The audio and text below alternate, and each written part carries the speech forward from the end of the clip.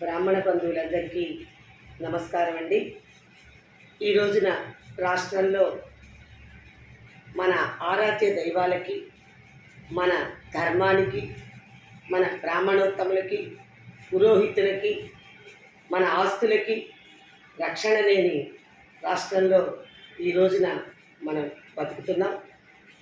అలాగే ఆ రోజున మనందరికీ కూడా చంద్రబాబు నాయుడు గారు మాట ఇచ్చినట్టుగానే కార్పొరేషన్ పెట్టి మనందరినీ కూడా ఆత్మ గౌరవంతో ప్రతి ఒక్క కుటుంబం కూడా ఉండే విధంగా తీర్చిదిద్దారు. అటువంటి వ్యక్తికి ప్రతి బ్రాహ్మణ కుటుంబం కూడా ఈ రోజున రుణపడి ఉండాలి.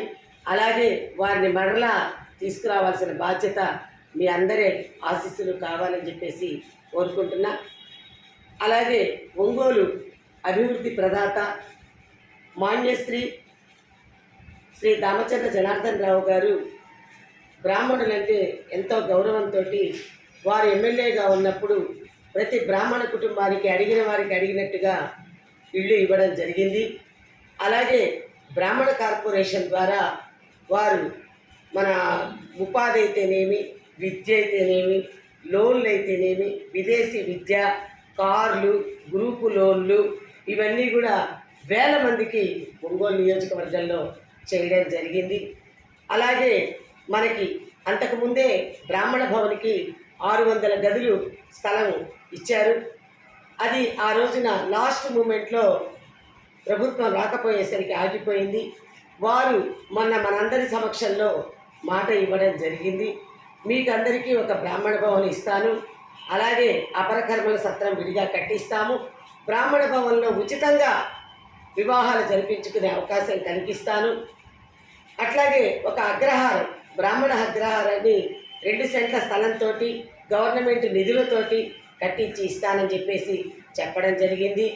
అలాగే మనకు వచ్చేసరికి తిరిగి బ్రాహ్మణ కార్పొరేషన్ తీసుకొచ్చి మన ఇంట్లో ఉన్నటువంటి ఎంతమంది అయితే ఉంటే పెద్దవాళ్ళు వాళ్ళందరికీ పెన్షన్లు కానివ్వండి, లోన్లు కానీ ఇవి తిరిగి వచ్చే ఏర్పాటు మరలా చేస్తానని చెప్పడం జరిగింది.